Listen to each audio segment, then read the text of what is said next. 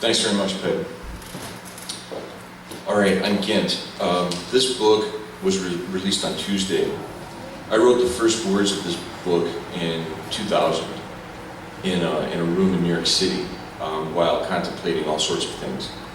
It deals in part with the sociology of displaced refugees, which unfortunately has become a timely issue for global citizens. And the main character is a sculptor who serves a term in prison for murdering his parents. At this point in the book, I'm going to read a section from spring 1962. The people that you'll meet in this section are actually the parents of this young sculptor, and the reader knows at this point in the book that they've died in a house fire. The man Bronza is a town physician. Benny is a folk artist who, among many things, sculpts horses constantly.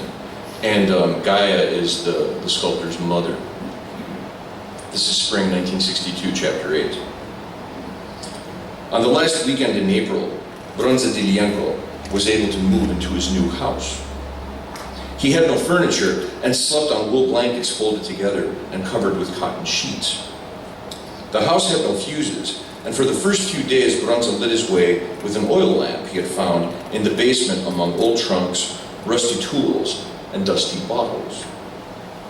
He felt there was something romantic about no electricity, visualizing himself as a great landowner from an old book, and didn't rush to replace the fuses. He often had the feeling that someone was in the house with him. The feeling must have been a natural response to living in a new house. Bronza did not believe in ghosts, but the awareness persisted, especially at night. On some days, he went through all the house's 7 rooms, the closets, basement, and attic, in search of something he hoped to hell he would not find. After a week in the house, the feeling went away. He had almost forgotten it when he first saw the glowing ember of someone smoking a cigarette in his yard. It did not frighten him. He stood at the back window and watched the glow form tracer arcs. Bronza could hear the subtle creak of the swing. Whoever it was came often, usually between 11 p.m. and 1 a.m., but left little trace, not even cigarette butts. Bronza checked for the visitor each night, standing in the dark and narrow back room. Sometimes Bronza felt the presence even later at night. One time he was sure the visitor had come and felt disappointed to find the yard empty. Dilienko finally decided to wait outside for the visitor. He only wanted to see who it was. The visitor came down the gangway while Bronza sat in the corner where he was well hidden, but still able to see. It was a girl. There were plenty of things to trip over: a bird bath, a bizarre grotto, a few thin stumps, but she saw the backyard well. When she lit her cigarette lighter, Bronza saw Gaia's face for the first time, her smooth skin and large eyes. She could not have been older than 20, probably younger. Her beauty was so striking, so inexplicable, that he thought he must have deeply wanted her to be beautiful, simply because she was a strange girl in his yard.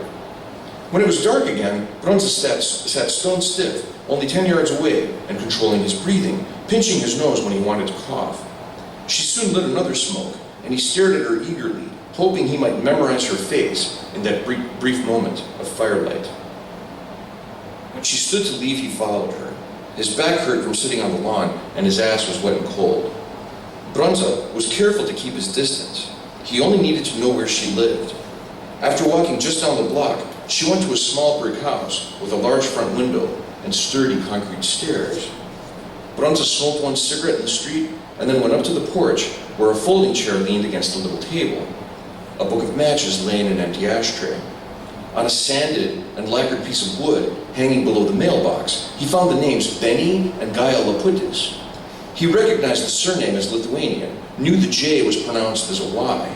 Without giving it another thought, Bronza rang the doorbell. Benny's head appeared in the diamond-shaped window in the door. Hello?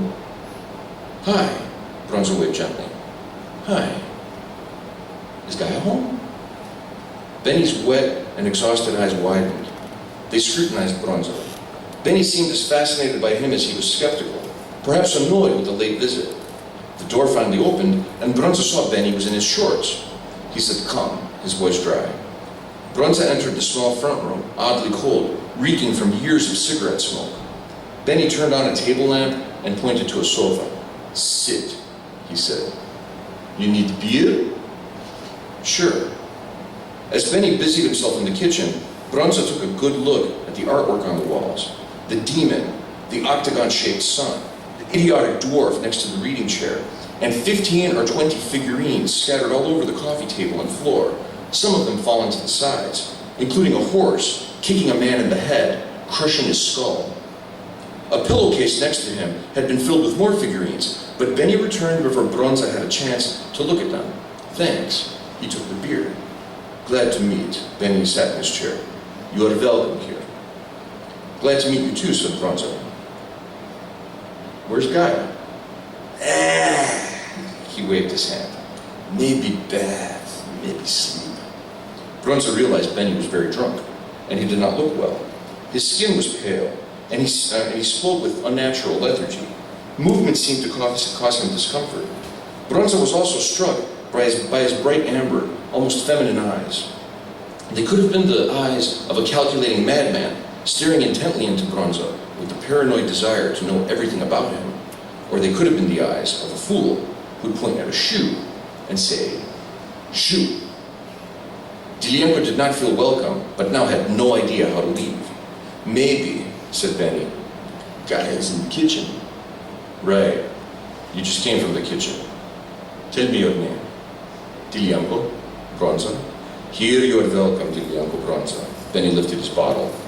"Dilienko Bronza," said Benny, "you know, she is lying me about you."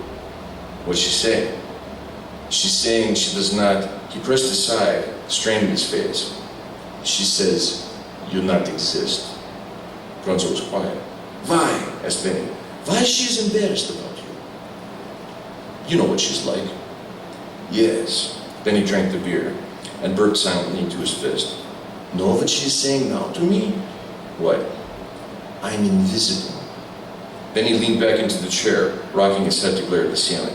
"I asked question, Gaia, you are coming. Gaia, you are eating?" And she said, "No, I'm invisible, like this." "She speaks also to you like this?" "No." "Wait. In few years, if you are together, yes, because she like my sister. Right here in head, many complexes." Bronza's head bobbed around. "But she beautiful," said Benny. Bronza nodded. "And you Catholic?" "Me?" Bronza looked Benny over very carefully. "No." "Good, good." Benny drank from the bottle and stood from the chair, stumbling slightly when he stepped over to the sofa. He picked up the pillowcase and dug around. "I thinking have one for you." He soon found a figurine and handed it over. It was a crucifix. The figure of Christ had been sculpted separate from the cross, and Benny had nailed it down with fine nails. The cross was more like a T, two rough and interlocking posts. Bronza was struck by the graphic detail of the bones and strained joints, and how heavily the body, especially the head, hung. "This is God," said Benny. "God the Son. God the Father did this to his Son." Benny rubbed his face. "But you know what Church's teachings?" "I don't," Bronza lied. "Church's teachings very simple. God the Father and God the Son, they are same. You know, like 1 + 1 = 1. Smart at mathematics. They say it's mystery, but I tell you what it means. I tell this guy many times, because what it means suicide. God killed himself." Bronza took the pillowcase into the kitchen. Or Benny took the pillowcase into the kitchen. He brought Bronza another beer. "Just wait." Bronza heard the back of the door of the house open and close gently. Thanks very much.